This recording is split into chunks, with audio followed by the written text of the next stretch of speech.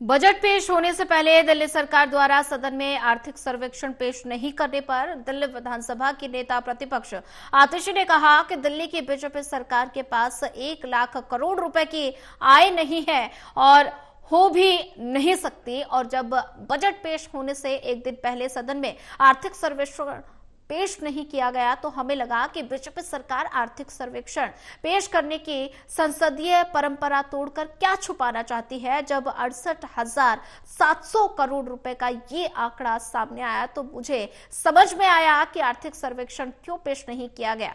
ऐसा इसलिए क्योंकि तब वे अपने बजट में बढ़े हुए राजस्व का निराधार आंकड़ा पेश नहीं कर पाते।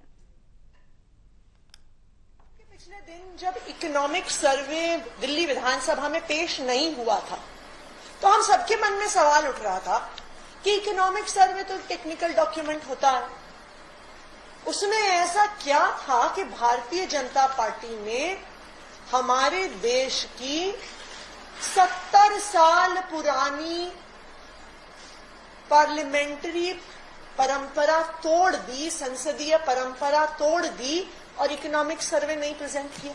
1951 से बजट का हिस्सा है इकोनॉमिक सर्वे, 1964 से बजट के डॉक्यूमेंट से अलग होकर बजट से पिछले दिन पेश होता है इकोनॉमिक सर्वे। लेकिन जब ये 68,700 करोड़ का आंकड़ा सामने आया तब मुझे समझ में आया इकोनॉमिक सर्वे क्यों नहीं पेश हुआ। क्योंकि इकोनॉमिक सर्वे दिल्ली की इकोनॉमी की स्थिति बताता है। रियल एस्टेट सेक्टर कितना बढ़ रहा है, सर्विस सेक्टर कितना बढ़ रहा है, स्मॉल ट्रेडिंग कितनी बढ़ रही है, रिटेल कितना बढ़ रहा है, होलसेल ट्रेडिंग कितनी बढ़ रही है।